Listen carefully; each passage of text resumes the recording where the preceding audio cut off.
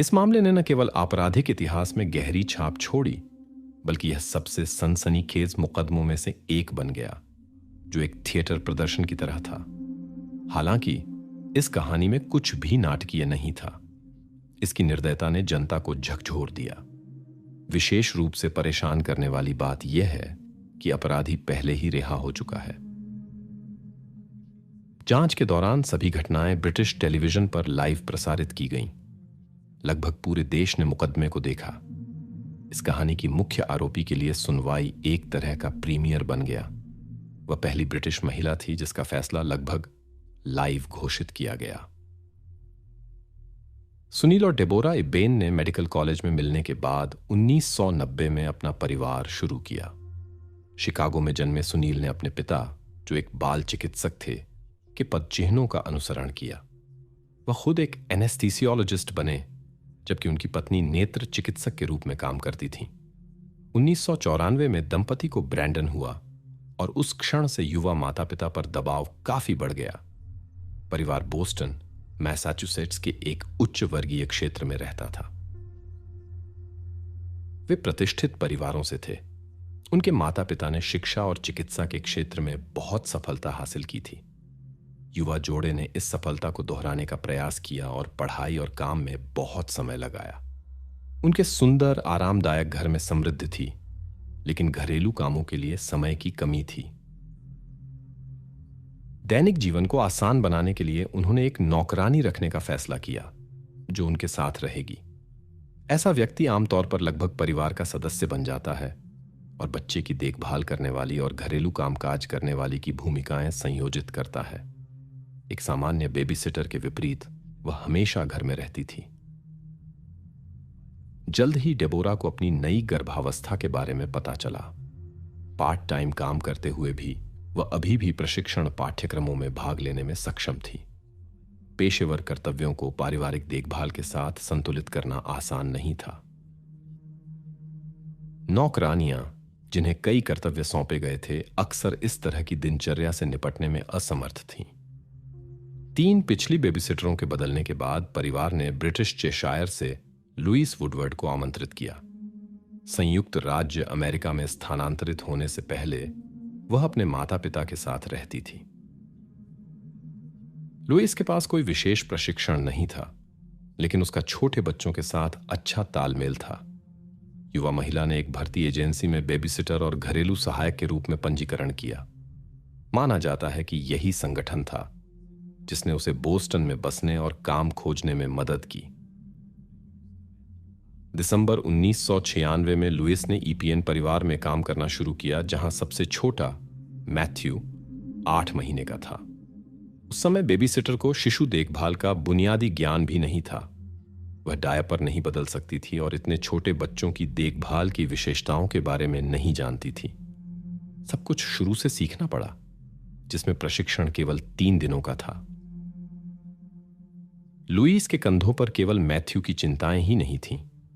वह 2 साल के ब्रैंडन की भी देखभाल करती थी और घरेलू कामकाज करती थी।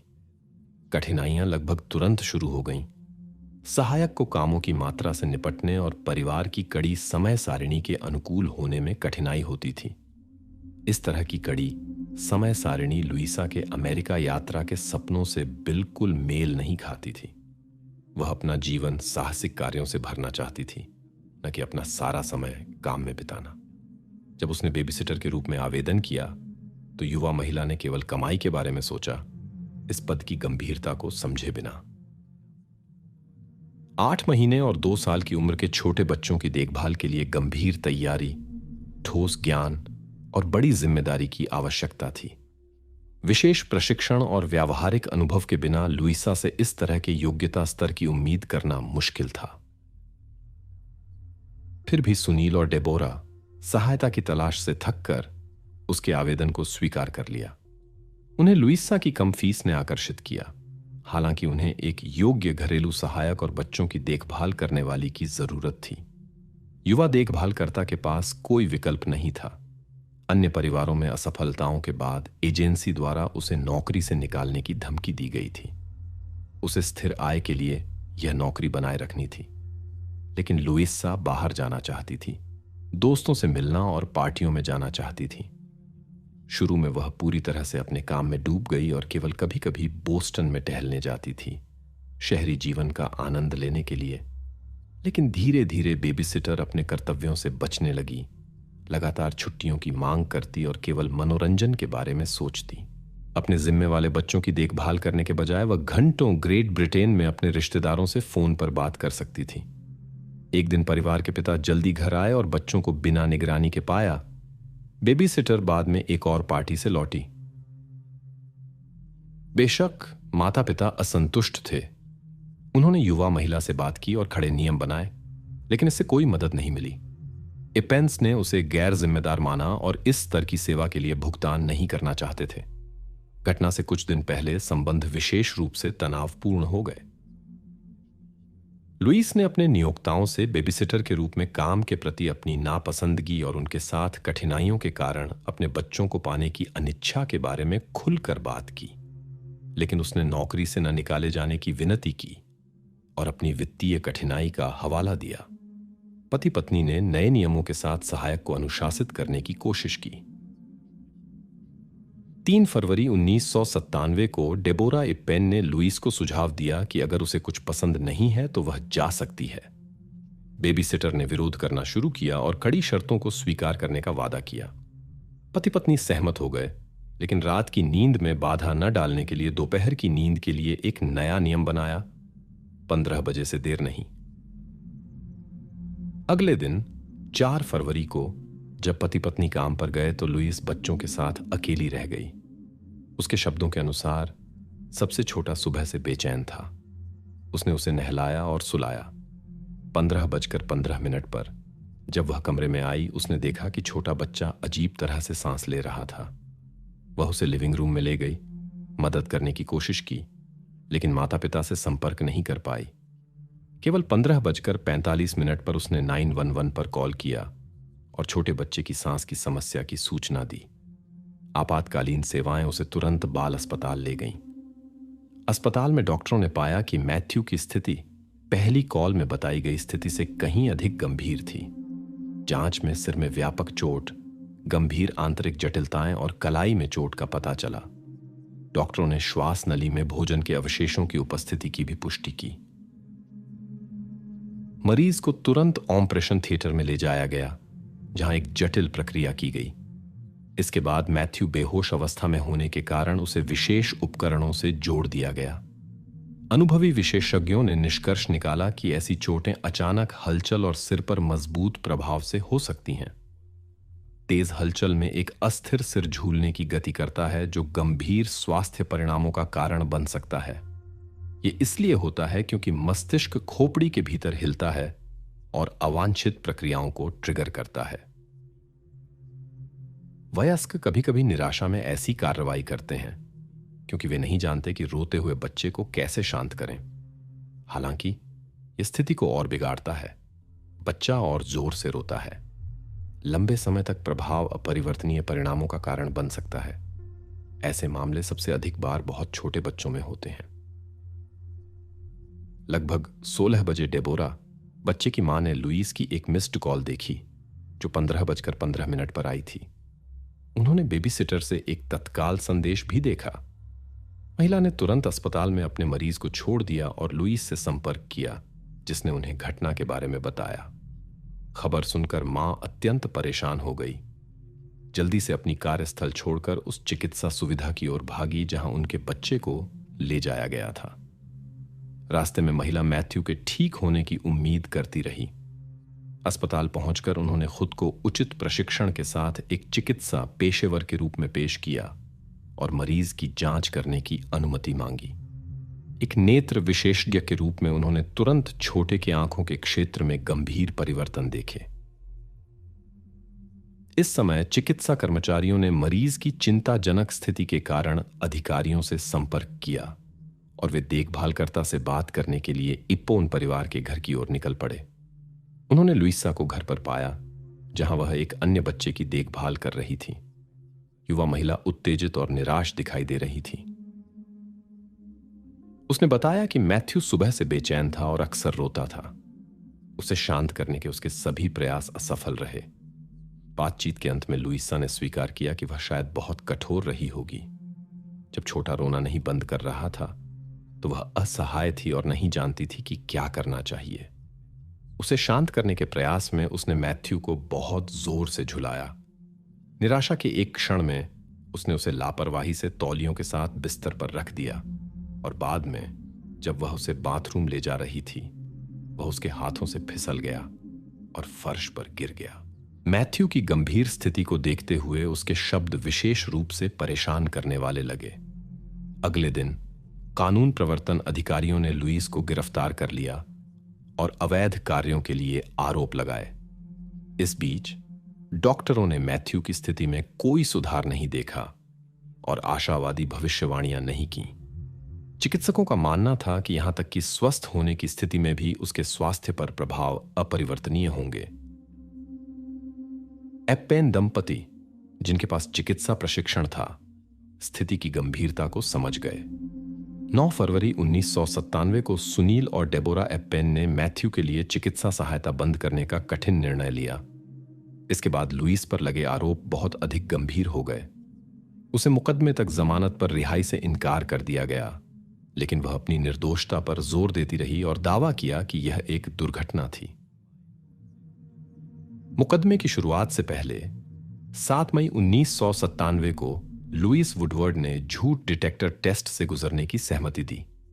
टेस्ट के दौरान उस दिन की घटनाओं के बारे में उससे पूछताछ की गई। उसने घटना में किसी भी भागीदारी से इनकार किया और विशेषज्ञ ने 95% की संभावना के साथ उसके जवाबों की सच्चाई की पुष्टि की।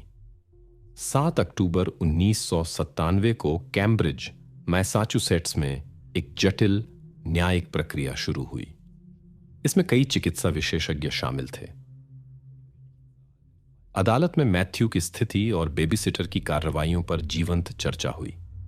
अधिकांश विशेषज्ञों ने एक दुर्घटना के रूप में लुइस के संस्करण पर संदेह व्यक्त किया। उनकी राय में चोटों की प्रकृति एक अधिक गंभीर घटना की ओर इशारा करती थी। बचाव पक्ष ने जवाबी तर्क दिए और इस बात पर जोर दिया कि मैथ्यू की स्वास्थ्य समस्याएं घटना से कई सप्ताह पहले बेबीसिटर के उनके घर आने से पहले ही मौजूद थीं।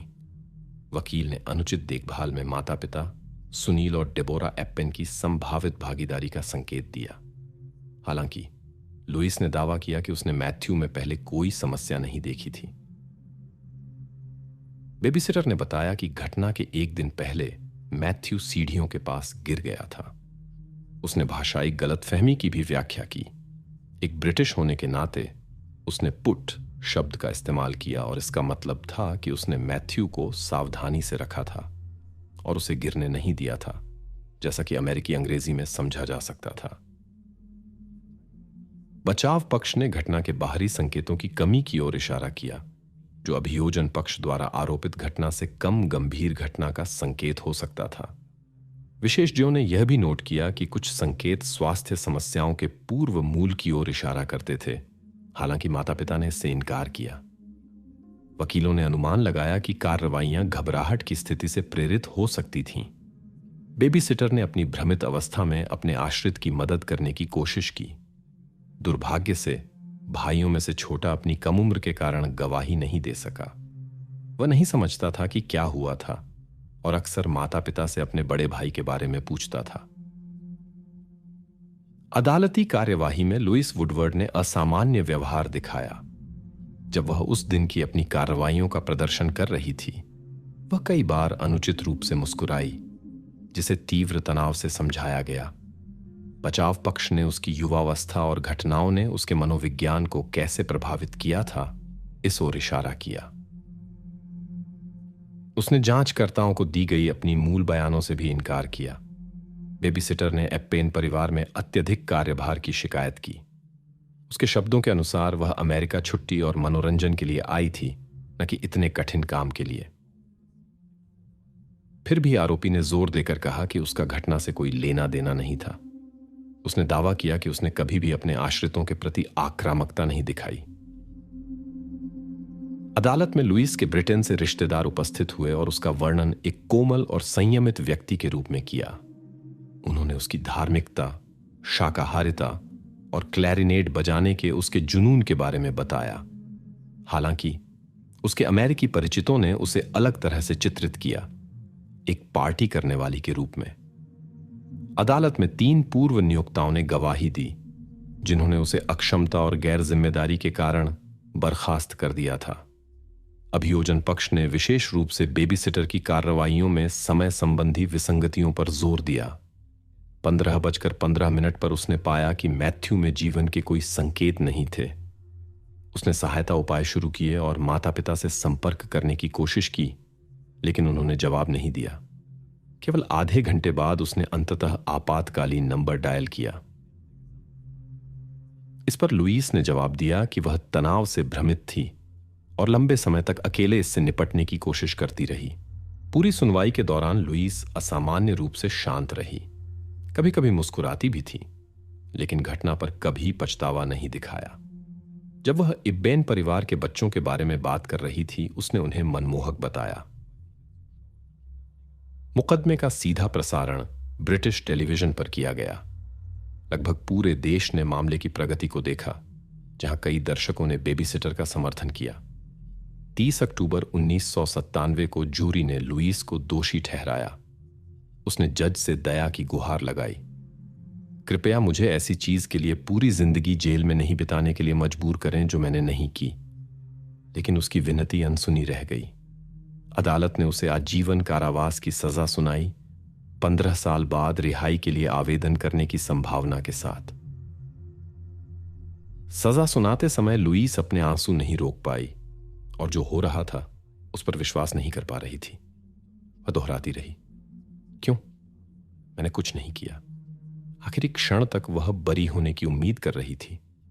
उसकी मां ने मुकदमे के दौरान अपनी बेटी का साथ दिया और एक गंभीर न्यायिक गलती की बात कही। वास्तव में जूरी की राय शुरू में बंटी हुई थी।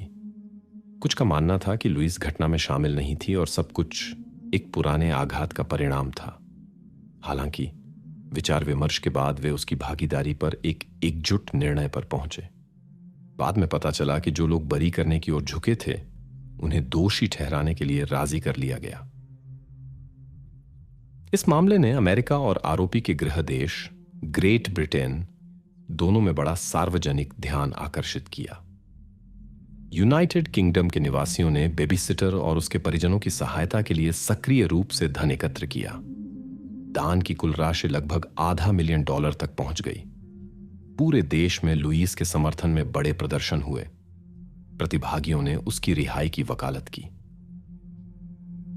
सजा की घोषणा के 10 दिन बाद जज ने पिछले फैसले को पलट दिया।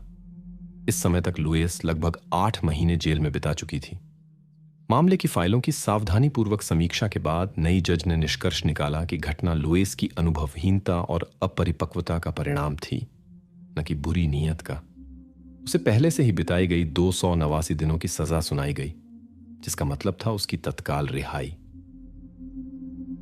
लुईस के समर्थकों ने इस खबर का बड़े उत्साह के साथ स्वागत किया। माहौल उत्सवी था। हालांकि छोटे मैथ्यू के साथ हुई घटना छाया में रह गई। वह भूला हुआ लग रहा था, भले ही युवा महिला की घटना में कोई सीधी गलती नहीं थी। मैथ्यू के माता पिता न्याय पाने की कोशिश कर रहे थे और अभियोजक लुईस के लिए लंबी जेल की सजा के बारे में आश्वस्त था। उसने पिछले साल के एक समान मामले का जिक्र किया, जहां आरोपी अभी भी हिरासत में है। क्यों केवल इस बेबीसिटर को आजादी मिली? लेखक ने सवाल किया। उनकी राय में यह निर्णय अन्यायपूर्ण और विरोधाभासी लगता था, यह देखते हुए कि लुईस वुडवर्ड ने जेल में उससे कम समय बिताया जितना मैथ्यू एप्पेन जीवित रहा। एप्पेन परिवार ने एक दीवानी मुकदमा दायर किया, जो अदालत में निपटा दिया गया। बेबीसिटर इस सनसनीखेज मामले में दान के माध्यम से एकत्र की गई सभी धनराशि, प्रकाशनों और साक्षात्कारों से प्राप्त आय सहित प्रभावित परिवार को सौंपने के लिए सहमत हो गई। 1998 में पूर्व देखभालकर्ता ग्रेट ब्रिटेन में अपने गृहनगर लौट गई। बाद में उसने लंदन साउथ बैंक विश्वविद्यालय के कानून विभाग में दाखिला लिया। उसने अपने करियर के चयन की व्याख्या मुकदमे के दौरान कानूनी मुद्दों के साथ गहन जुड़ाव से की। 2002 में लुईस ने विशिष्टता के साथ अपनी पढ़ाई पूरी की और वकील के रूप में अपना करियर शुरू किया। लेकिन 1 साल बाद कानूनी अभ्यास छोड़कर नृत्य शिक्षक बन गई। बाद में उसने अपना जीवन व्यवसायी एंथनी एल्किस, एक परिवहन कंपनी के मालिक के साथ जोड़ दिया और 2014 में उनकी एक बेटी हुई। उसने कई किताबें लिखीं और अपनी कहानी बताने के लिए मीडिया में अक्सर दिखाई दी।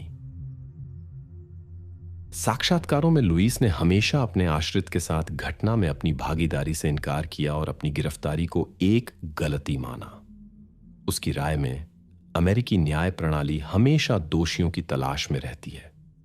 फिर भी उसने न्याय प्रणाली की स्थिति को स्पष्ट करने के लिए कृतज्ञता व्यक्त की।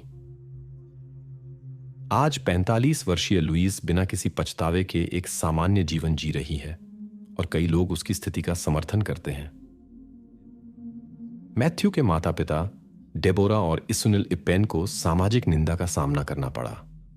उनकी आलोचना की गई कि उन्होंने अपने करियर पर बहुत अधिक ध्यान दिया और पारिवारिक देखभाल की उपेक्षा की। कई लोग उनके निर्णय को नहीं समझ पाए कि उन्होंने केवल सस्ती होने के कारण एक अनुभवहीन सहायक को नियुक्त किया। सार्वजनिक प्रतिक्रिया के कारण इप्पेन परिवार ने स्थान बदल लिया और अपना नया पता कड़ी गोपनीयता में रखा। यह ज्ञात है कि उनके 2 और बच्चे हुए, जिन्हें डेबोरा अब खुद पालती हैं और बेबीसिटर का उपयोग नहीं करती। मैथ्यू के माता पिता ने बोस्टन चिल्ड्रंस हॉस्पिटल में बच्चों की सुरक्षा और कल्याण में सुधार के लिए एक धर्मार्थ संस्था की स्थापना की। आधुनिक विशेषज्ञ बताते हैं कि मामूली प्रभाव से भी जटिलताएं हो सकती हैं। लीमा में, पेरू की राजधानी में, स्टेफनी फ्लोरेस ने 30 मई 2010 को एटलांटिक सिटी कैसीनो में एक पोकर टूर्नामेंट के लिए निकली। वह एक अनुभवी खिलाड़ी थी और हाल ही में उसने एक बड़ी राशि $10,000 जीती थी, जिससे वह अपनी क्षमताओं पर विश्वास करती थी। जाने से पहले उसने अपने पिता को बताया कि वह कुछ दिनों में वापस आ जाएगी, लेकिन उसे किसी ने फिर कभी नहीं देखा। स्टेफनी अपने पिता के साथ रहती थी। उनका परिवार समाज में बहुत सम्मानित था। रिकार्डो फ्लोरेस, उसके पिता, न केवल रेसिंग ड्राइवर थे, बल्कि पेरू के राष्ट्रपति पद के लिए भी उम्मीदवार थे। उनके बड़े परिवार में 5 बच्चे थे, 4 बेटे और स्टेफनी, जो सबसे छोटी थी। अपनी उच्च सामाजिक स्थिति और अच्छी आर्थिक स्थिति के बावजूद फ्लोरेस परिवार विनम्र और मित्रवत रहा और एक सामान्य जीवन जीता था। स्टेफनी के भाई इवेंट मैनेजमेंट में काम करते थे। वह खुद लीमा विश्वविद्यालय में 3रे वर्ष में बिजनेस एडमिनिस्ट्रेशन की पढ़ाई कर रही थी और अपने भाइयों के व्यवसाय में मदद करती थी। इसके अलावा वह एक सफल जुआरी थी, जिससे उसे अच्छी आय होती थी। जब टूर्नामेंट के बाद स्टेफनी वापस नहीं आई तो रिकार्डो चिंतित होने लगे। यह व्यवहार उनकी बेटी के लिए बिल्कुल असामान्य था, जो हमेशा जिम्मेदार और समय की पाबंद थी। चिंतित पिता ने अपने बेटों को फोन किया और मदद मांगी। भाई भी स्टेफनी से संपर्क नहीं कर पाए। उन्होंने लापता लड़की के सभी जानकारों को फोन करना शुरू किया, लेकिन किसी को नहीं पता था कि वह कहां थी। आसपास की असफल खोज के बाद पिता ने पुलिस से संपर्क किया। जांचकर्ता उस होटल में गए जहां पोकर टूर्नामेंट आयोजित किया गया था, स्टाफ से बात करने के लिए। कर्मचारी नहीं बता सके कि प्रतिभागियों में से एक कहां चली गई। जांचकर्ताओं ने निगरानी वीडियो की मांग की और उनका विश्लेषण करना शुरू किया। कॉन्फ्रेंस रूम के बाहर के गलियारे की फुटेज में उन्होंने देखा कि 30 मई की रात 3 बजे स्टेफनी एक हल्के कपड़े पहने युवक के पास गई, जो पहले से ही टेबल पर बैठा था। टूर्नामेंट के दौरान वे दोस्ताना बातचीत करते रहे और सुबह 5 बजे साथ में हॉल से बाहर निकले। होटल के कर्मचारियों को याद था कि उन्होंने उन्हें साथ देखा था। अजनबी ने अच्छा प्रभाव छोड़ा। एक कर्मचारी ने उसकी ब्रैड पिट से बाहरी समानता नोट की, इसलिए वह याद रह गया। अधिक फुटेज की जांच करते हुए जांचकर्ताओं ने देखा कि स्टेफनी और युवक सुबह 5:16 पर कमरा 309 में प्रवेश करते हैं। कुछ देर बाद वह बाहर गया और कॉफी और पेस्ट्री के साथ वापस आया। कमरे में पहली बार प्रवेश करने के 3 घंटे और 20 मिनट बाद युवक एक बैकपैक के साथ कमरे से निकला और फिर वापस नहीं आया। जाते समय उसने होटल के कर्मचारियों को कमरे में रहने वाली को परेशान न करने का निर्देश दिया और कर्मचारियों ने अधिकारियों के आने तक इसका पालन किया। जांचकर्ताओं ने युवती की स्थिति की जांच करने का फैसला किया। लेकिन जब कमरे का दरवाजा खुला तो वे एक परेशान करने वाली स्थिति का सामना कर रहे थे। कमरे में स्टेफनी फ्लोरेस मिली। जांचकर्ताओं ने एक टेनिस रैकेट पाया जिसे उन्होंने महत्वपूर्ण सबूत माना। चिकित्सा परीक्षण ने सिर और गर्दन के क्षेत्र में गंभीर चोटों का पता लगाया। विशेषज्ञों के अनुसार भौतिक वस्तु से लगा आघात इस कहानी में निर्णायक कारक था। अब जांचकर्ताओं को घटना के कारणों की जांच करनी थी। एक संभावित कारण मूल्यवान वस्तुओं की चोरी हो सकती थी। युवती के सभी पैसे, कार्ड और गहने गायब थे। स्टेफनी के पास लगभग $15,000 थे। अपराध स्थल की जांच के बाद पुलिस को पहले से ही संदिग्ध पता था, वही अजनबी जो निगरानी कैमरों में दिखाई दिया था। जांच से पता चला कि कमरा 309 योरान वैन डेयर स्लूट एक डच नागरिक के नाम पर बुक किया गया था। पुलिस अधिकारियों ने इस व्यक्ति के बारे में जानकारी इकट्ठा करना शुरू किया और परेशान करने वाले तथ्यों का पता लगाया। पता चला कि उसे अंतर्राष्ट्रीय स्तर पर खोजा जा रहा था और उसका नाम एक रहस्यमय कहानी से जुड़ा था। जोरान वैन डेयर स्लूट लंबे समय से अरूबा द्वीप पर 30 मई 2005 को अमेरिकी नटाली होलोवे के रहस्यमय गायब होने के संबंध में जांचकर्ताओं के ध्यान में था। इस जानकारी ने कानून प्रवर्तन अधिकारियों में विशेष चिंता पैदा की, जिन्होंने अन्य घटनाओं में भी उसकी संभावित भागीदारी का संदेह किया। पुलिस को जल्द से जल्द इस खतरनाक आदमी को ढूंढना था। सभी सबूत युवा डच की ओर इशारा कर रहे थे, इसलिए माता पिता कानून प्रवर्तकों के साथ स्पष्टीकरण प्राप्त करने के लिए उसके पास गए। घर के सामने वही ग्रे होंडा खड़ी थी जिसमें नताली को आखिरी बार देखा गया था। जब अधिकारियों ने जोरान के पिता को अपनी यात्रा का कारण बताया, उन्होंने कहा कि उनका बेटा दूसरे होटल के कैसीनो में था। पुलिसकर्मी वहां पहुंचे, लेकिन जोरान का कहीं पता नहीं था। खोज के दौरान उसके पिता ने फोन किया और कहा कि बेटा अपने दोस्त दीपक के साथ घर लौट आया है। पहुंचे अधिकारियों ने दोस्तों से अलग अलग पूछताछ करने का फैसला किया। उनकी कहानियां न केवल एक दूसरे से अलग थीं, बल्कि लगातार बदलती भी रहीं। शुरू में दोनों ने नताली से कभी न मिलने की कसम खाई। हालांकि जब उन्हें निगरानी फुटेज दिखाई गई जिसमें वे युवती से बात कर रहे थे, जोरान को अचानक उस शाम की मुलाकात याद आ गई। उसके शब्दों के अनुसार कैसीनो खेल के बाद नताली ने क्लब जाने का प्रस्ताव रखा। उसने सहमति दी और दीपक और उसके भाई सतीश को आमंत्रित किया। वे सब कार से वहां गए। इसके बाद जोरान ने दावा किया उन्होंने उसे होटल छोड़ दिया और युवती को फिर नहीं देखा। हालांकि पुलिस को पता था कि यह कहानी बनाई गई थी। उन्होंने सभी कैमरा फुटेज की जांच की थी और उन्हें यकीन था कि नताली होटल नहीं लौटी थी। जांच के दौरान संदिग्धों को झूठे बयान देने के लिए कई बार गिरफ्तार किया गया, लेकिन ठोस सबूतों के अभाव में बिना आरोप के छोड़ना पड़ा। पूछताछ के दौरान उनकी कहानी बदल गई। अब उन्होंने कहा कि वे क्लब के बाद शार्क देखने के लिए लाइट हाउस गए थे और फिर अराशी बीच पर गए थे। जोरान ने बताया कि उसके दोस्त चले गए और उन दोनों को अकेला छोड़ दिया। अंत में वह अकेला चला गया, ये कहते हुए कि उसे सुबह कक्षा में जाना है, जबकि युवती वहीं रहना और पार्टी करना चाहती थी। उसने कथित तौर पर उसे जाने की अनुमति दी थी। जोरान ने जोर देकर कहा कि उसका गायब होने से कोई लेना देना नहीं है, लेकिन माना कि अब वह उसे अकेला छोड़ने के अपने फैसले पर पछता रहा है। उसके अनुसार केवल चुंबन तक ही सीमित था, कोई अन्य कार्रवाई नहीं हुई थी। हालांकि उसके दोस्तों ने एक अलग संस्करण बताया। डच ने युवती के साथ अशोभनीय व्यवहार किया और उसे बीच पर छोड़ दिया। जांचकर्ताओं ने कथित बीच की गहन जांच की, लेकिन नताली की उपस्थिति के कोई निशान नहीं मिले। पास के होटल के एक माली ने एक नया सुराग दिया। उसने बताया कि उसने 3 युवकों जोरान, दीपक और सतीश को देखा था, जो उस रात तालाब के पास खाली जमीन पर कुछ कर रहे थे। कानून प्रवर्तक बताए गए स्थान पर पहुंचे और क्षेत्र की जांच की, लेकिन बिना किसी सफलता के। समय बीतता गया, लेकिन मामले में कोई महत्वपूर्ण प्रगति नहीं हुई। परिवार जांचकर्ताओं के काम से असंतुष्ट थे और उनकी अव्यावसायिकता की आलोचना की। परिवार को विश्वास था कि जोरान घटना में शामिल था और उस पर स्वीकारोक्ति प्राप्त करने के लिए अधिक दबाव डाला जाना चाहिए था, जो पुलिस ने नहीं किया। परिवार ने एक बड़ा इनाम घोषित किया। नताली के ठिकाने की जानकारी के लिए $1,00,000 और उसके सुरक्षित घर वापसी के लिए $10,00,000।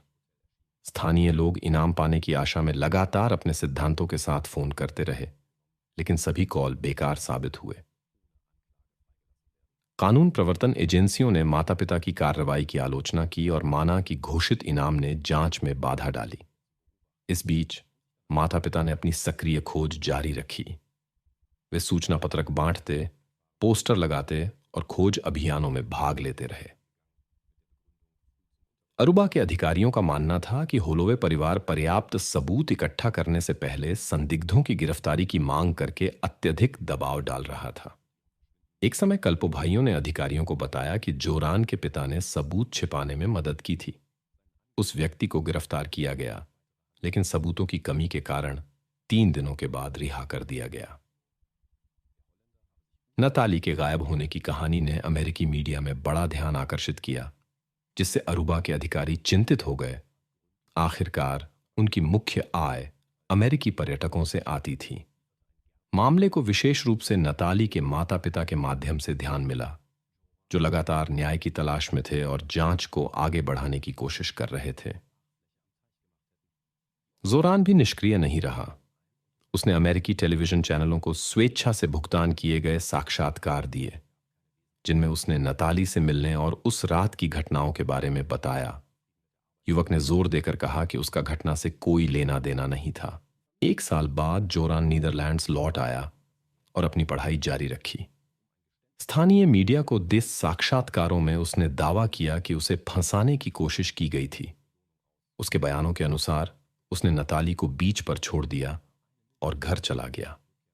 घटना के 2 साल बाद जोरान ने एक पत्रकार के साथ एक किताब प्रकाशित की, जिसमें उसने घटनाओं का अपना संस्करण विस्तार से बताया। इस तरह वह इस कहानी और उत्पन्न हलचल से अच्छा मुनाफा कमा सका। नताली के परिवार के लगातार अनुरोधों के बाद कानून प्रवर्तन एजेंसियों ने अरुबा द्वीप पर जोरान की संपत्ति की गहन तलाशी ली। उन्होंने घर और आसपास के क्षेत्र की जांच की, लेकिन जांच के लिए कुछ महत्वपूर्ण नहीं मिला। घटनाओं के विकास को कई देशों में ध्यान से देखा गया, विशेष रूप से अमेरिका, अरुबा और नीदरलैंड्स में। जोरान सार्वजनिक ध्यान के केंद्र में था और जनता 2 खेमों में बंट गई। कुछ लोगों ने उसे नताली के गायब होने में शामिल माना, दूसरों ने उसकी निर्दोषता पर विश्वास किया। नताली के गायब होने के 3 साल बाद नई जानकारी सामने आई। एक गवाह ने बताया कि उसने उस रात सुबह 4 बजे जोरान और उसके पिता को एक तालाब के पास देखा था। उसके अनुसार युवक एक फास्ट फूड रेस्तरां की ओर भागा और कुछ समय बाद दोनों पुरुष एक लाल जीप में चले गए। दूसरा संकेत जोरान की पूर्व गर्लफ्रेंड का बयान था। उसने पुलिस को बताया कि डच ने एक रात बीच और उसकी संभावनाओं के बारे में एक अजीब वाक्य कहा था, जिसने उसे बहुत परेशान कर दिया। कई संकेतों, नई जानकारी और संदिग्धों के विरोधाभासी बयानों के बावजूद स्थानीय जांचकर्ताओं का मानना था कि एकत्र किए गए सबूत आरोप लगाने के लिए पर्याप्त नहीं थे। जोरान, दीपक और सतीश के खिलाफ मामले बंद कर दिए गए। जैसा कि कानून प्रवर्तन एजेंसियों के प्रतिनिधियों ने बताया, जांच केवल नई जानकारी सामने आने पर ही फिर से शुरू की जा सकती है। 2008 में एक डच पत्रकार द्वारा छिपे कैमरे से ली गई सामग्री सामने आई। वीडियो में जोरान ने नताली के साथ उस रात बीच पर हुई घटनाओं का अपना संस्करण बताया। उसके शब्दों के अनुसार उनकी घनिष्ठता के बाद युवती की तबीयत अचानक खराब हो गई और उसमें जीवन के कोई लक्षण नहीं दिखे। इसके बाद उसने मदद के लिए अपने दोस्तों से संपर्क किया और वे एक नाव से खुले समुद्र में चले गए। बाद में एक और रिकॉर्डिंग सामने आई, जिसमें उसने स्पष्ट संतुष्टि के साथ कहा कि घटना के कोई निशान नहीं मिले, अन्यथा उसे गंभीर समस्याओं का सामना करना पड़ता। उसने इस स्थिति में किसी की मदद का भी संकेत दिया। आश्चर्यजनक रूप से इन सभी स्वीकारोक्तियों का उस पर कोई प्रभाव नहीं पड़ा। अरुबा के कानून प्रवर्तन अधिकारियों ने उसके वीडियो कबूलनामे को विश्वसनीय नहीं माना और इसे अदालती कार्यवाही के लिए अपर्याप्त घोषित किया। पूर्ण जांच के लिए भौतिक सबूतों की आवश्यकता थी जो उनके पास नहीं थे। उनके अनुसार जोरान विभिन्न कहानियां गढ़कर केवल प्रसिद्ध और वित्तीय लाभ की तलाश में था। कुछ समय के लिए जोरान अपनी पहल पर एक मनोचिकित्सा संस्थान में रहा। बाद में वह बैंकॉक चला गया, जहां उसने साक्षात्कारों और प्रकाशनों से प्राप्त धन से एक छोटा कैफे खरीदा और उद्यमिता में लग गया। उसी वर्ष एक अन्य प्रेस प्रतिनिधि ने थाईलैंड में जोरान से मुलाकात की।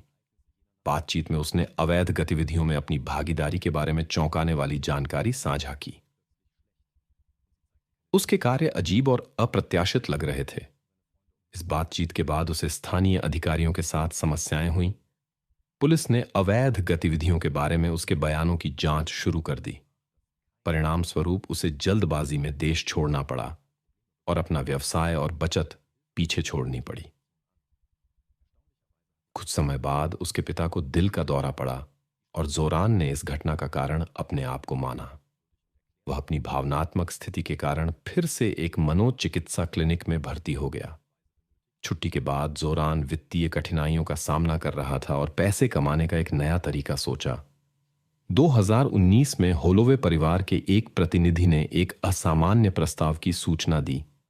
एक अज्ञात व्यक्ति ने उससे संपर्क किया और नटाली होलोवे के बारे में जानकारी के लिए $2.5 लाख की मांग की। उसने 25,000 के अग्रिम भुगतान पर जोर दिया। जांच से पता चला कि जोरान ने संदेश भेजे थे। नटाली के पिता ने अरूबा द्वीप पर मिलने के लिए सहमति दी और मांगी गई अग्रिम राशि दी। इस बार जोरान ने घटनाओं का एक नया संस्करण बताया। उसके शब्दों के अनुसार उस शाम एक दुर्घटना हुई। नटाली जाना चाहती थी। उसने उसे जाने दिया, लेकिन वह ठोकर खाकर गिर गई। इसके बाद उसने कथित तौर पर अपने पिता से संपर्क किया और उन्होंने घटना के निशानों को एक निर्माणाधीन घर की नींव में छिपा दिया। जोरान ने अपनी निर्दोषता पर जोर दिया और एक विशिष्ट स्थान दिखाया। हालांकि जांच ने इन बयानों की झूठ साबित कर दी। नटाली के माता पिता ने FBI के साथ काम किया और डच के खिलाफ कम से कम धोखाधड़ी और जबरन वसूली के लिए सामग्री एकत्र की। आरोप लगाए जाने के बाद जोरान पेरू भाग गया, जहां स्टेफनी फ्लोरेस की कहानी हुई। 3 जून 2010 को जोरान की पूर्व गर्लफ्रेंड ने पुलिस को उसके ठिकाने के बारे में सूचित किया। यह पता चला कि उसने उससे हवाई टिकट के लिए पैसे मांगे थे, लेकिन उसने जांच में मदद करने का फैसला किया। जोरान को चिल्ली में गिरफ्तार किया गया। गिरफ्तारी के समय पुलिस अधिकारियों ने जोरान के कपड़ों पर घटना के निशान देखे। स्पष्ट रूप से उसे भागने की जल्दी थी और खुद को व्यवस्थित करने का समय नहीं था। उसे पेरू ले जाया गया, जहां उस पर स्टेफनी फ्लोरेस के गायब होने का आरोप लगाया गया। पहली पूछताछ में उसने किसी भी भागीदारी से इनकार किया। उसके बयानों के अनुसार सशस्त्र डाकू होटल के कमरे में घुस आए, कीमती सामान ले गए और युवती पर हमला किया, जबकि वह भागने में सफल रहा। हालांकि जांचकर्ताओं ने इस संस्करण को जल्दी ही खारिज कर दिया। 4 दिनों के बाद जोरान ने अपना बयान बदल दिया। उसके शब्दों के अनुसार वे कमरे में शांतिपूर्वक बात कर रहे थे, जब तक कि स्टेफनी ने उसके लैपटॉप में नटाली होलोवे के मामले और उसके गायब होने में उसकी संभावित संलिप्तता के बारे में जानकारी नहीं खोज ली। उसने समझाने की कोशिश की कि यह एक गलतफहमी थी, लेकिन वह डर गई और उस पर विश्वास नहीं किया। अप्रिय वार्तालाप के बाद स्थिति नियंत्रण से बाहर हो गई। जोरान ने दावा किया कि वह जो हुआ उसके लिए पछता रहा है और अपने कार्यों की व्याख्या शराब के प्रभाव और स्टेफनी के पुलिस में संभावित शिकायत के डर से की। उसके शब्दों के अनुसार उसने आवेग में काम किया और आत्मनियंत्रण खो दिया। हालांकि जांचकर्ता एक सरल संस्करण पर कायम रहे। उन्होंने अनुमान लगाया कि कमरे से पैसे और कीमती सामान का गायब होना प्रेरणा था। स्टेफनी की व्यक्तिगत वस्तुओं की अनुपस्थिति इस संस्करण का समर्थन करती थी। ये जानते हुए कि उसे पेरू में लंबी जेल की सजा का सामना करना पड़ सकता है, जोरान ने जांचकर्ताओं के साथ सौदेबाजी की कोशिश की। उसने आरोप वापस लेने के बदले में नटाली होलोवे के मामले में सबूतों का स्थान बताने की पेशकश की, लेकिन उसका प्रस्ताव अस्वीकार कर दिया गया। मुकदमा शुरू हुआ और सभी सबूत उसकी भागीदारी की ओर इशारा करते थे। कार्यवाही काफी तेजी से चली। अभियोजक ने निगरानी फुटेज प्रस्तुत की जो दिखाती थी कि जोरान स्टेफनी के साथ कमरे में प्रवेश करता है और बाद में अकेले बाहर निकलता है। उसके हाथ पर निशान पाए गए और जांच ने मिले सबूतों पर उसका डीएनए पाया। बचाव पक्ष के पास इसका कोई जवाब नहीं था, इसलिए जोरान ने अपनी वकील की सलाह पर स्वीकारोक्ति दे दी। वकील ने वादा किया कि सजा 15 साल से अधिक नहीं होगी। हालांकि अदालत ने उसे 28 साल की जेल की सजा सुनाई और स्टेफनी के परिवार को $75,000 का मुआवजा देने का आदेश दिया। 2014 में जोरान ने जेल में 33 वर्षीय पेरू की अकाउंटेंट लेडी फिगुएरोआ से मुलाकात की, जो वहां मिठाई और सिगरेट बेचती थी। उनके बीच एक रिश्ता विकसित हुआ और वे जल्द ही शादी कर लीं। जोड़े को एक बेटी हुई जिसका नाम उन्होंने जोरान की दादी ट्रूडी वैंडरस्लूट के सम्मान में रखा। डीली नियमों के कारण उसकी पत्नी हर सप्ताह 2 बार उससे मिलने आती थी और उसे एक बहुत दयालु व्यक्ति के रूप में वर्णित करती थी। लेकिन 2020 में जोरान ने उससे अलग होने का फैसला किया, 24 वर्षीय ईवा के पक्ष में, जिसके साथ वह जेल में प्रतिबंधित पदार्थों का अवैध व्यापार कर रहा था। इस खोज के बाद जोरान को प्रतिबंधित पदार्थों के व्यापार के लिए 7 साल की अतिरिक्त जेल मिली। उसे एक उच्च सुरक्षा वाली सुविधा में स्थानांतरित कर दिया गया जहां मुलाकातें प्रतिबंधित हैं। फिर भी वह ईवा और अन्य महिलाओं के साथ पत्राचार जारी रखता है। नैथली होलोवे के गायब होने के मामले में जोरान पर कभी आधिकारिक आरोप नहीं लगाए गए। मामला अनसुलझा रहता है। हालांकि रिश्तेदार युवती के गायब होने में जोरान की भागीदारी से आश्वस्त हैं। नैथली के रिश्तेदारों का मानना है कि वह उनकी धोखाधड़ी योजना का अगला लक्ष्य बन गई। उनके विचार से जोरान ने उससे पैसे ठगने की कोशिश की। संभवतः शुरू में उनकी अन्य योजनाएं थीं, लेकिन कुछ योजना के अनुसार नहीं चला। शायद नैथली ने पैसे देने से इनकार कर दिया और उनकी धोखाधड़ी की कोशिश विफल हो गई। झगड़े के बाद अपराधी समुद्र में सबूत मिटा सकते हैं जहां शिकारी मछलियां रहती हैं। होलोवे परिवार स्टेफनी के मामले के बाद अपनी धारणाओं में और मजबूत हो गया, जिससे जोरान ने भी कैसीनो में मुलाकात की थी। दोनों कहानियों की परिस्थितियों की समानता संयोग नहीं लग रही थी। मूल रूप से पेरू के अधिकारियों ने स्टेफनी फ्लोरेस के मामले में अपनी सजा पूरी करने के बाद ही जोरान वैन डेर स्लूट को अमेरिकी पक्ष को सौंपने की योजना बनाई थी। मई में स्थिति बदल गई। पेरू के अधिकारियों ने आरोपों की जांच के लिए वैन डेर स्लूट को अस्थायी रूप से अमेरिका को सौंपने पर सहमति व्यक्त की, जिसके बाद उसे वापस लाया जाना है। यह निर्णय मुख्य गवाहों की उन्नत आयु के कारण लिया गया, जो कई साल और इंतजार नहीं कर सकते। जोरान ने अपने वकील के माध्यम से प्रत्यर्पण के निर्णय को चुनौती देने की कोशिश की, पूर्व सूचना की कमी का हवाला देते हुए, लेकिन खारिज कर दिया गया। मई के अंत 2023 में वैन डेर स्लूट पर पेरू की जेल में अन्य कैदियों ने हमला किया। जून की शुरुआत में एफबीआई अधिकारी एक विशेष विमान के साथ उसे लेने आए। 8 जून 2023 को जोरान वैन डेर स्लूट अमेरिका पहुंचा। उसे बर्मिंघम की जेल में ले जाया गया, नटाली होलोवे के गृहनगर के पास। अदालती कार्यवाही के शुरू होने के बारे में अभी तक कोई जानकारी नहीं दी गई है। युवा होने वाली मां की घटना ने पूरे शहर में एक सदमे की लहर पैदा कर दी और निवासियों को घर में रहने के लिए मजबूर कर दिया। बाद की जांच ने एक चौंकाने वाली सच्चाई का खुलासा किया। यह घटना हाल के रहस्यमय घटनाओं की श्रृंखला में एक कड़ी थी। हालांकि जांचकर्ताओं ने कई अपराधियों को गिरफ्तार करने में सफलता प्राप्त की, कई परिस्थितियां अभी भी रहस्य में डूबी हुई हैं। इस मामले पर काम कर रहे अनुभवी जांचकर्ता एक परेशान करने वाले निष्कर्ष पर पहुंच रहे हैं। जो व्यक्ति इस सब के पीछे है, वह अपना खतरनाक खेल अभी भी बिना किसी के ध्यान में आए जारी रखे हुए है। पुलिस के सभी प्रयासों के बावजूद सबसे महत्वपूर्ण सवाल अनुत्तरित रहते हैं और सबूत इस बात की ओर इशारा करते हैं कि कहानी अभी खत्म नहीं हुई है। मिशिगन राज्य के छोटे शहर मस्केगन में 1987 में अमांडा ब्लैकबर्न की कहानी शुरू हुई। उसने अपनी जवानी इंडियानापोलिस में बिताई, जब तक कि 1995 में परिवार ने पड़ोसी एकर में जाने का फैसला नहीं किया। अमांडा की शिक्षा पहले एल्कहार्ट की क्रिश्चियन अकादमी में हुई, जिसे उसने 2006 में सफलतापूर्वक पूरा किया। इसके बाद उसने पेंसाकोला के क्रिश्चियन कॉलेज में अपनी पढ़ाई जारी रखी। वहीं 2008 में किस्मत ने उसे एक विशेष उपहार दिया, डेवी ब्लैकबर्न नाम के एक युवक से मुलाकात। उनकी मुलाकात बेहद रोमांटिक थी, एक साझा दोस्त के माध्यम से जिसने एक ब्लाइंड डेट की व्यवस्था की। पहली शाम उन्होंने एक क्रिश्चियन संगीत कॉन्सर्ट में बिताई, जो उनकी खूबसूरत कहानी की शुरुआत बन गई। युवा जोड़े के बीच तुरंत एक विशेष जुड़ाव बन गया और वे एक दूसरे से मिलने लगे। डेवी, जो धर्मशास्त्र का छात्र था और पादरी बनने की तैयारी कर रहा था, अमांडा के साथ ईश्वर में गहरी आस्था साझा करता था। उनका रिश्ता कई वर्षों तक दूरी पर रहकर विकसित हुआ, जिससे कुछ कठिनाइयां आईं, लेकिन वे किसी बाधा से नहीं डरे और अपने बंधन को मजबूत करने के लिए मिलकर काम किया। जोड़े ने अपने रिश्ते को बनाने में बहुत गंभीरता दिखाई और एक परिवार सलाहकार की सलाह भी ली। उनके आसपास के लोगों ने अमांडा की असाधारण दयालुता, उसकी प्रकाशमान आत्मा और विशाल हृदय को देखा। जानने वाले अक्सर बात करते थे कि वे दोनों एक दूसरे को कितनी सामंजस्यपूर्ण तरीके से पूरा करते थे।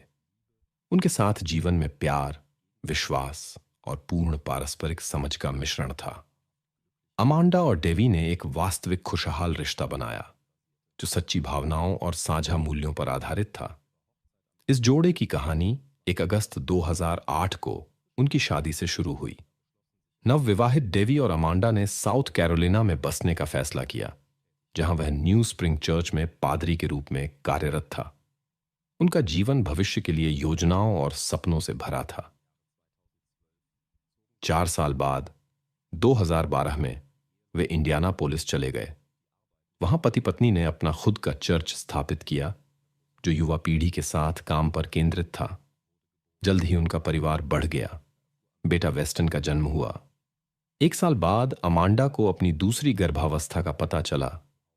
वह हमेशा स्नेह और गर्मजोशी का प्रसार करती थी, एक सुखद घर बनाती थी और अपने प्रियजनों की देखभाल करती थी। लेकिन नियति की अन्य योजनाएं थीं। 10 नवंबर 2015 की सुबह सामान्य रूप से शुरू हुई।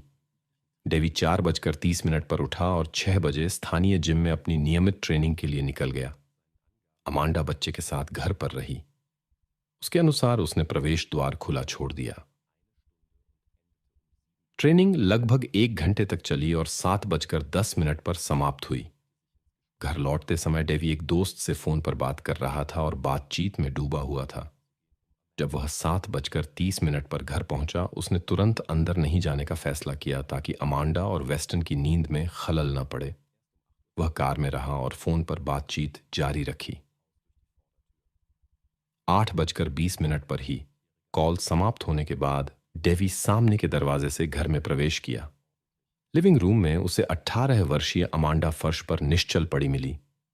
उसके कपड़े अजीब तरह से अव्यवस्थित लग रहे थे। यह दृश्य देखकर वह आदमी सन्न रह गया। जब वह होश में आया, सबसे पहले उसने अपने बेटे की तलाश की।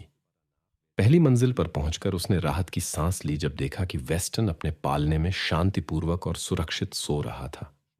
इसके तुरंत बाद डेवी ने इमरजेंसी नंबर 911 डायल किया। जब बचाव दल घर पहुंचा, अमांडा गंभीर स्थिति में थी। पैरामेडिक्स ने तुरंत उसे अस्पताल ले गए। एक महत्वपूर्ण विवरण यह था कि युवा महिला 12वें सप्ताह की गर्भवती थी। डॉक्टरों ने हर संभव प्रयास किया और सभी उपलब्ध चिकित्सा उपकरण लगाए। दुर्भाग्य से चिकित्सकों के सभी प्रयासों के बावजूद अगले दिन 11 नवंबर को न तो अमांडा और न ही उसके अजन्मे बच्चे को बचाया जा सका। अपराध स्थल की जांच के दौरान फॉरेंसिक विशेषज्ञों को रसोई की मेज पर अमांडा की व्यक्तिगत वस्तुएं बिखरी हुई मिली। क्रेडिट कार्ड, बटुआ और हैंडबैग। वहां सिगार का एक पैकेट भी पड़ा था, जो डेवी के अनुसार परिवार में किसी का नहीं था। न तो उसकी और न ही उसकी पत्नी की यह आदत थी।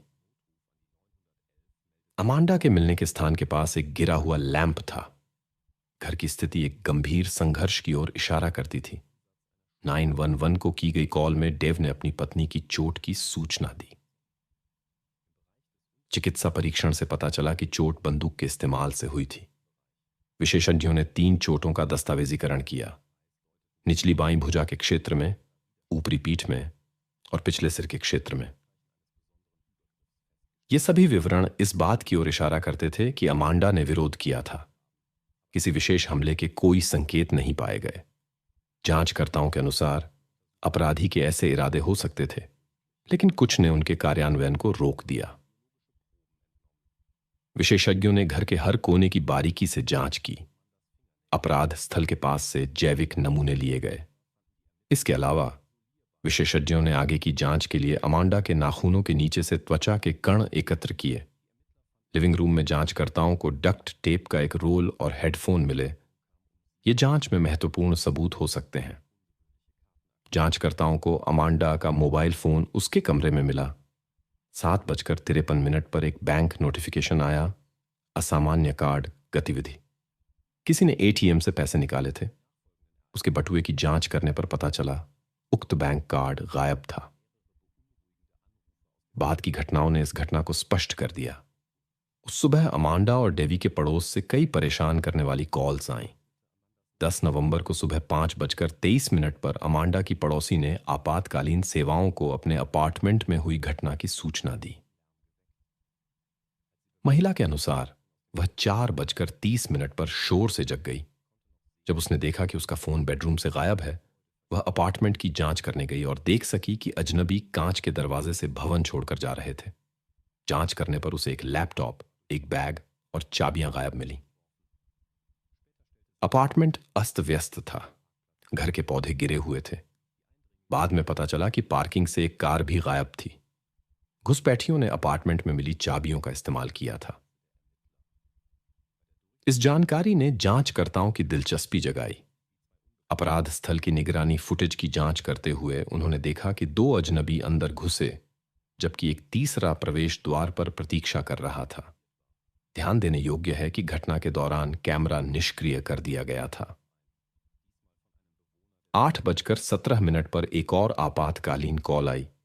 इस बार उसी सड़क के एक निवासी से जहां अमांडा और डेवी रहते थे।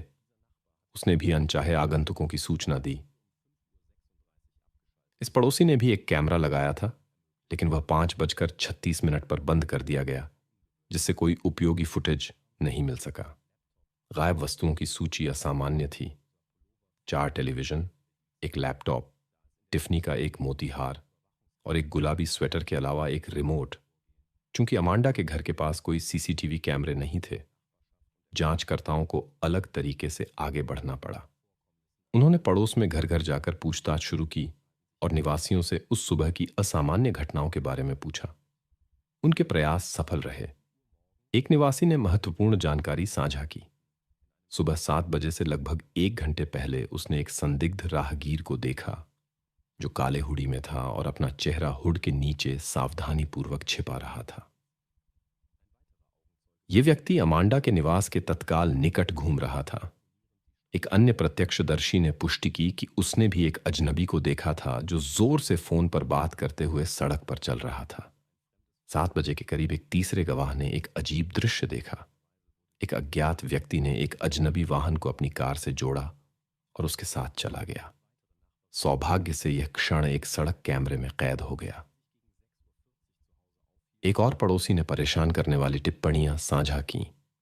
जब वह 6:40 पर घर में थी, उसने 2 तेज आवाजें सुनी जो विस्फोट की तरह लग रही थीं, जिसके बाद एक महिला की आवाज आई।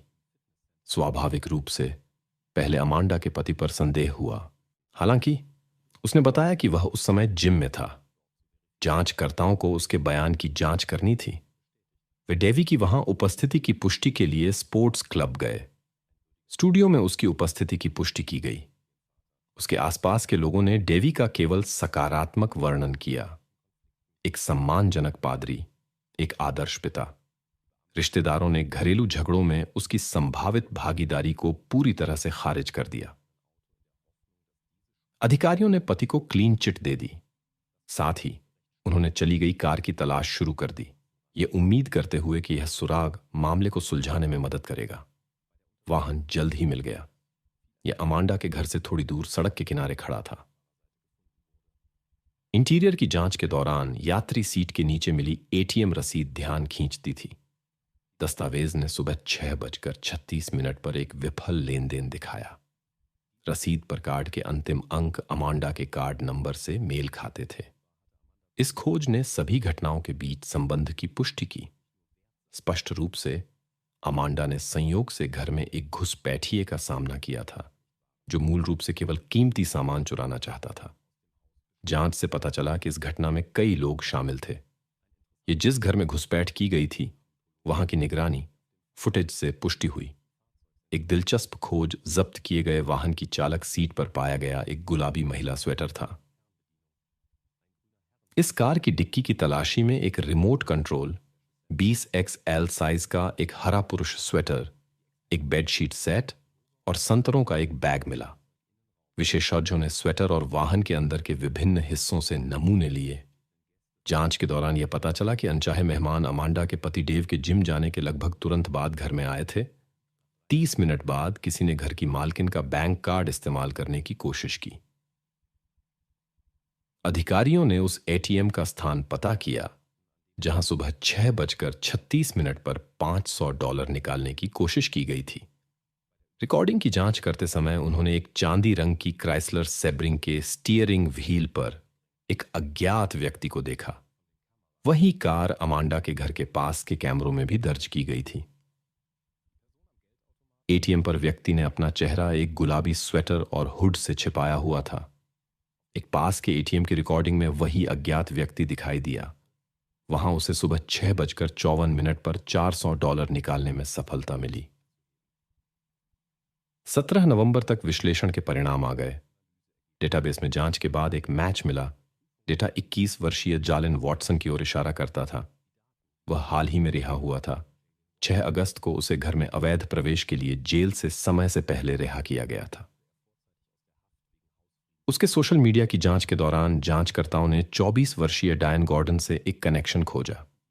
एक आश्चर्यजनक संयोग से वह भी हाल ही में एक समान अपराध के लिए पैरोल पर रिहा किया गया था। पता चला कि वे पहले एक साथ काम करते थे। ये दोनों मामले में मुख्य संदिग्ध बन गए। उनके फोन डेटा के विश्लेषण से पता चला कि सुबह 4:40 से उपकरणों को पहले घर के पास एक सेल टावर द्वारा पकड़ा गया था, जहां घुसपैठिए गुस्से थे। फिर सिग्नल अमांडा के निवास के पास एक टावर की ओर चला गया। इसके बाद फोन उसी एटीएम के क्षेत्र में दर्ज किए गए जहां अजनबी कार्ड का उपयोग किया गया था। जांच के दौरान अधिकारियों ने एक अतिरिक्त मोबाइल नंबर खोजा जो उसी सुबह उसी मार्ग पर चल रहा था। मालिक एक युवक की बहन थी, 18 वर्षीय लैरी टेलर जूनियर की।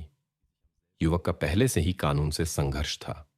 उस पर एक पार्किंग लॉट में एक महिला के साथ एक घटना के बाद अनुचित व्यवहार के लिए आरोप लगाया गया था। जब जांचकर्ता लैरी की बहन से मिले, उसने महत्वपूर्ण जानकारी साझा की। जालिन, डायन और उसका भाई लंबे समय से दोस्त थे, जो अक्सर एक साथ गतिविधियां करते थे। घटना की पूर्व संध्या पर वे सभी तीनों उसके अपार्टमेंट में थे और 10 नवंबर को सुबह 3:30 बजे के करीब वहां से निकले। परिसर की जांच के दौरान जांचकर्ताओं का ध्यान एक काली जैकेट पर गया। युवा महिला ने पुष्टि की कि यह जालिन का पसंदीदा कपड़ा था जो उसने उस सुबह पहना था। वही कपड़ा सड़क कैमरों की फुटेज में भी देखा गया। इसके अलावा बहन ने अधिकारियों को शूटिंग उपकरण सौंपा जो जालिन या डायन ने उसके बिस्तर के नीचे छोड़ दिया था। उपकरण जांच के लिए भेजा गया। बाद में एक और गवाह सामने आया जो गुमनाम रहना चाहता था। उसने बताया कि उसने उस सुबह तीनों को देखा था, जहां लैरी के पास एक वस्तु थी। उसके अनुसार जालिन वास्तव में काली जैकेट पहने हुए था। सूचना देने वाले ने विस्तार से बताया कि समूह ने पहले घर में कैसे प्रवेश किया। जब घर की मालकिन सो रही थी, उन्होंने फोन और कार की चाबियां ले लीं। पकड़े जाने के जोखिम के प्रति सचेत होकर उन्होंने पहले से ही निगरानी कैमरों को निष्क्रिय कर दिया था। सूचनादाता के अनुसार लैरी ने महिला के खिलाफ कार्रवाई करने की इच्छा व्यक्त की क्योंकि उसे डर था कि कैमरों ने उसे कैद कर लिया होगा या वह उसे देख सकती थी।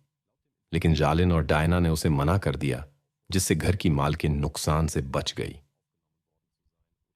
लेकिन समूह इससे संतुष्ट नहीं था। अधिक लूट की तलाश में वे एक दूसरे घर में घुस गए, परिणाम से असंतुष्ट होकर वे अमांडा के घर की ओर बढ़े। सूचनादाता ने स्पष्ट किया कि केवल लैरी और जालिन अंदर गए, जबकि डायन ड्राइववे में कार में इंतजार कर रहा था। विस्तृत जांच के बाद कानून प्रवर्तन अधिकारियों ने 3 संदिग्धों को गिरफ्तार किया, लैरी, जालिन और डायन। उनमें से प्रत्येक पर गंभीर आरोप लगाए गए। लैरी पर 13 आरोप लगाए गए, जिनमें अवैध कार्य, घर में अवैध प्रवेश, हथियार भंडारण नियमों का उल्लंघन और संपत्ति अपराध शामिल थे। जालिन पर 10 अपराधों का आरोप लगाया गया, जिसमें घर में अवैध प्रवेश और वाहन का अनधिकृत उपयोग शामिल था। डायन पर भी घर में अवैध प्रवेश का आरोप लगाया गया। शुरू में गिरफ्तार किए गए लोगों ने अपनी भागीदारी से इनकार किया, लेकिन साक्ष्य, जिसमें डीएनए विश्लेषण भी शामिल था, घटनास्थल पर उनकी उपस्थिति की ओर इशारा करते थे। जांच के दौरान नई परिस्थितियां सामने आईं। यह पता चला कि लैरी संभवतः रोलांडो गोंजालेस हर्नांडेज, एक 27 वर्षीय व्यक्ति के साथ एक घटना में शामिल था। रोलांडो को एक आवासीय परिसर में अपनी कार के पास गंभीर चोट के साथ पाया गया। गवाहों ने अधिकारियों को लैरी के स्वीकारोक्ति के बारे में बताया कि उसने उसी आवासीय परिसर में एक अपराध किया था। रोलांडो के साथ घटना 4 नवंबर को हुई। अमांडा के साथ घटना से 1 सप्ताह पहले एक अन्य गवाह ने बताया कि लैरी पहले एक महिला के घर में घुस गया था और हथियार की धमकी के तहत अवैध कार्य किए। अमांडा को भी चिंताजनक स्थिति में पाया गया। यह लैरी के दुर्भावनापूर्ण इरादों की ओर इशारा करता था, लेकिन संभवतः अमांडा के पति के आने ने अपराधियों को घटनास्थल से जल्दबाजी में भागने के लिए मजबूर किया। इन खुलासों के बाद लैरी को रोलांडो के साथ घटना और अन्य अपराधों के संबंध में अतिरिक्त आरोपों का सामना करना पड़ा। कुछ समय बाद डायन और जालिन ने जांचकर्ताओं के साथ सहयोग करने का फैसला किया। समझौते के अनुसार उन्हें लैरी के खिलाफ गवाही देनी थी, जिसे वे सबसे खतरनाक मानते थे, कम गंभीर आरोपों के बदले में। उनके बयानों के अनुसार उन्होंने मूल रूप से केवल चोरी की योजना बनाई थी, लेकिन अप्रत्याशित रूप से अमांडा से मुलाकात हो गई। डायन और जालिन घर छोड़कर चले गए, जबकि लैरी रुका रहा। उसने अमांडा पर हिंसा का प्रयोग किया, जिससे वह बेहोश हो गई। इस क्षण में उसने उसके बैंक कार्ड ले लिए। साथी कार में इंतजार कर रहे थे। जब उन्होंने अमांडा के पति की कार को करीब आते देखा, सभी जल्दी से भाग गए। इसके बाद लैरी के अपरिवर्तनीय कार्य हुए, लेकिन उसके साथी पहले ही घटनास्थल छोड़ चुके थे। बाद में अपनी बहन के अपार्टमेंट में लैरी ने साथियों को घटनाओं के बारे में बताया। उसके शब्दों के अनुसार अमांडा होश में आ गई और अपना बचाव करने की कोशिश की। उसने अपने कार्यों का वर्णन परेशान करने वाली शांति के साथ किया, जिससे उसके साथी भयभीत हो गए। लैरी ने उन्हें पारिवारिक बंधनों की लगातार याद दिलाकर चुप रहने के लिए मजबूर किया। मुकदमे के बाद जालिन को 29 साल की जेल की सजा सुनाई गई, जबकि डायन को 30 साल मिले। दिसंबर 2021 में लैरी के मामले की पहली सुनवाई अमान्य घोषित कर दी गई। अंतिम मुकदमा अक्टूबर 2022 में हुआ। सबसे महत्वपूर्ण सबूत डायन और जालिन के बयान, लैरी के मोबाइल फोन का डेटा और अन्य गवाहों के बयान थे। अदालत ने लैरी टेलर को गंभीर अपराध, चोरी और अवैध हथियार रखने का दोषी पाया। उसे 86 साल कैद की सजा सुनाई गई। अभियोजन पक्ष एक अन्य महिला के साथ हुई घटना में उसकी भागीदारी साबित नहीं कर सका। हालांकि अमांडा के रिश्तेदार नहीं मानते थे कि यह सब केवल कीमती सामान चुराने के एक साधारण प्रयास के कारण हुआ। परिवार का मानना था अमांडा का पति इसके पीछे था। उनके अनुसार उसने इन लोगों को किराए पर लिया था और उसका व्यवहार केवल संदेहों की पुष्टि करता था। घटना से ठीक पहले पति ने अमांडा के लिए एक बड़ा बीमा लिया, हालांकि उन्होंने पहले कभी ऐसा नहीं किया था। उसने इसे इस तथ्य से समझाया कि उसकी पत्नी अपने दूसरे बच्चे की प्रतीक्षा कर रही थी और वे जटिलताओं की स्थिति में सुरक्षित रहना चाहते थे। घटना के बाद डेव ने तुरंत भुगतान का दावा किया और पैसे प्राप्त किए। उसने इससे काफी लाभ उठाया और इसमें कुछ भी असामान्य नहीं देखा। अमांडा के शोकाकुल रिश्तेदारों ने कुछ अजीब देखा। पति दुखी नहीं लग रहा था। इसके विपरीत उसने प्रसिद्धि हासिल करने के लिए स्थिति का फायदा उठाया। डेव ने एक ब्लॉग लिखना शुरू किया, एक पॉडकास्ट शुरू किया और कुछ भी व्यर्थ नहीं था नाम की एक वेबसाइट बनाई। वह व्याख्यान देते हुए देश भर में यात्रा करता था, अपने जीवन और अपनी पत्नी के साथ जो हुआ उसके बारे में बताता था और हर चीज को विशेष महत्व की घटना के रूप में प्रस्तुत करता था। वही वाक्य, कुछ भी व्यर्थ नहीं था, उसने अमांडा की कब्र के पत्थर पर खुदवाया। अपने ब्लॉग में डेव ने उस सुबह का विस्तृत वर्णन किया जब उसने अपनी पत्नी को पाया। कई विवरण अजीब लगे। उसने उनके साझा घर को मेरा घर कहा। उसका 911 को कॉल करने के बारे में कथन भी परेशान करने वाला था। जैसे ही मैं कर सका, किसी को समझ नहीं आया कि आपातकालीन सेवाओं को बुलाने में देरी क्यों हुई। बाद में पता चला कि देरी वास्तव में काफी लंबी थी। पुलिस को दिए गए अपने बयान के अनुसार घर में जाने से पहले वह करीब 1 घंटे तक कार में रहा। डेव ने इसे समय के जल्दी होने से समझाया। कथित तौर पर वह परिवार को जगाना नहीं चाहता था और इसलिए फोन करने के लिए कार में रहा। हालांकि वह इस लंबी बातचीत के बारे में स्पष्ट रूप से नहीं बता सका। अमांडा के रिश्तेदारों ने उस सुबह कई अजीब संयोगों पर ध्यान दिया। घर में उनका पालतू जानवर था, एक बड़ा बॉक्सर कुत्ता। पड़ोसियों को उसके असामान्य रूप से जोर से और लगातार भौंकने की अच्छी तरह याद थी। स्पष्ट रूप से कुत्ता इस तरह घर में अजनबियों की ओर ध्यान आकर्षित करने की कोशिश कर रहा था। उसके बेचैन भौंकने ने पड़ोसियों को घटनाओं पर ध्यान देने के लिए प्रेरित किया। उनमें से कई लोगों ने अंदर से अजीब आवाजें भी सुनी। इस समय अमांडा का पति घर के पास था, लेकिन अपने अनुसार उसने कुछ भी संदिग्ध नहीं देखा। वह कभी कार में बैठता था, कभी बाहर निकलता और खिड़कियों में झांकता था, जिससे चिंतित पड़ोसी सतर्क हो गए, जो लगातार भौंकने के कारण घर पर नजर रख रहे थे। अमांडा के रिश्तेदार उसके व्यवहार को अस्पष्टीकरणीय मानते हैं। उनके अनुसार डेव जानबूझकर इंतजार कर रहा था जब तक कि अनचाहे मेहमान घर नहीं छोड़ देते। एक और पहेली, क्यों एक बॉक्सर जैसा गंभीर कुत्ता अपनी मालकिन की रक्षा करने के बजाय केवल अजनबियों पर भौंक रहा था?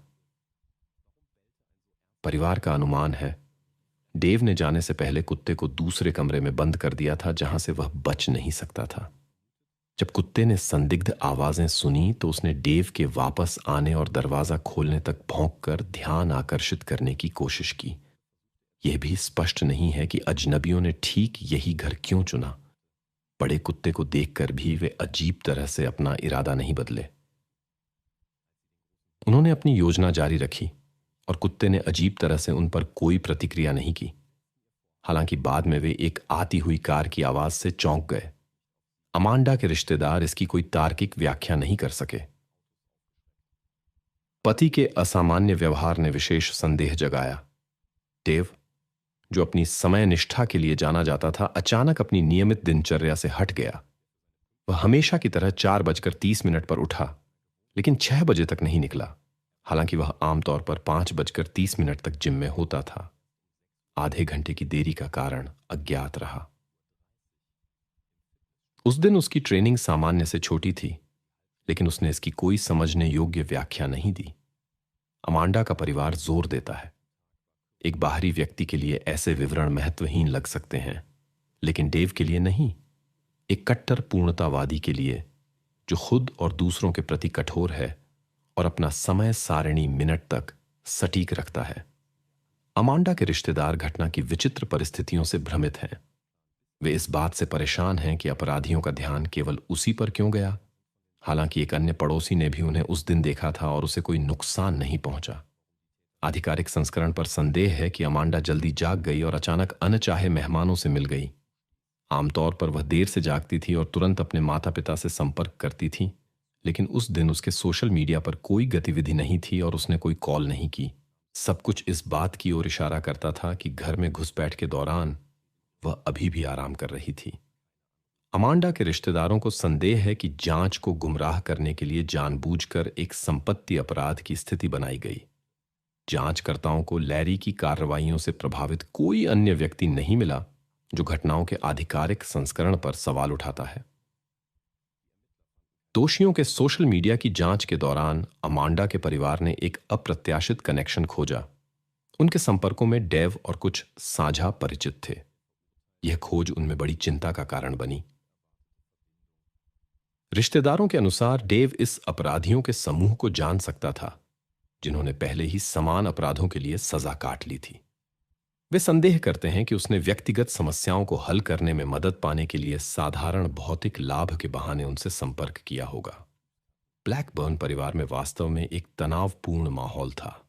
पति की संभावित बेवफाई के बारे में अफवाहें चल रही थीं। डेव ने अमांडा के प्रति असम्मान दिखाया, अभद्रता की और यहां तक कि शारीरिक हिंसा भी की। लेकिन वह एक पादरी की पत्नी के रूप में सब कुछ माफ कर देती थी। रिश्तेदारों के लिए एक विशेष रूप से परेशान करने वाला संकेत यह था कि दुखद घटनाओं के थोड़े समय बाद डेव ने एक नया परिवार बना लिया। डेव अपने ब्लॉग में उल्लेख करता है कि अपनी पत्नी को खोने के बाद उसने नए रिश्तों के बारे में सोचने से पहले 1 साल का इंतजार किया। नियति ने उसे क्रिस्टी से मिलाया, जो 2016 के पतझड़ में उनके समुदाय में आने लगी। उनकी बातचीत के दौरान एक आश्चर्यजनक संयोग सामने आया। उसका सौतेला पिता डेव और अमांडा के पुराने घर के पास रहता था। गहरे धार्मिक डेव के लिए यह स्वर्ग का संकेत था, जैसे नियति ने खुद क्रिस्टी को उसके जीवन में लाया हो। उनकी दोस्ती एक रोमांटिक रिश्ते में बदल गई और 1 साल बाद उन्होंने शादी कर ली। लेकिन बाद में अप्रत्याशित विवरण सामने आए। क्रिस्टी का सौतेला पिता उन 3 लोगों को अच्छी तरह जानता था जिनकी कार्रवाइयों ने अमांडा के साथ घटनाओं की ओर ले गईं। लेकिन सबसे दिलचस्प बात बाद में सामने आई। डेव और क्रिस्टी की मुलाकात की कहानी उनके बताए से बिल्कुल अलग थी। वे एक ही फिटनेस क्लब में जाते थे, वही जहां डेव अमांडा के भाग्यशाली दिन था। कई लोगों ने पुष्टि की कि उन्होंने दोनों को ब्लैकबर्न परिवार की त्रासदी से बहुत पहले एक साथ देखा था और स्पष्ट रूप से उन समय से ही उनके बीच एक विशेष संबंध था। अमांडा के रिश्तेदारों का मानना है कि इसी में पूरी कहानी की कुंजी छिपी है। उनके अनुसार डेव एक गहरे धार्मिक व्यक्ति के रूप में तलाक की अनुमति नहीं दे सकता था। इससे उनके समुदाय में निंदा होती। संभवतः वह स्थिति से निकलने का कोई अन्य रास्ता खोज रहा था जो उसे अपनी प्रतिष्ठा बनाए रखने और वित्तीय लाभ प्राप्त करने की अनुमति देता। अमांडा के रिश्तेदारों ने कानून प्रवर्तन अधिकारियों का ध्यान इन तथ्यों की ओर आकर्षित करने का प्रयास किया, लेकिन उनके प्रयास विफल रहे। जांच पहले ही पूरी हो चुकी थी, अन्य लोगों को दोषी ठहराया गया था और सम्मानित पादरी की प्रतिष्ठा निष्कलंक बनी रही।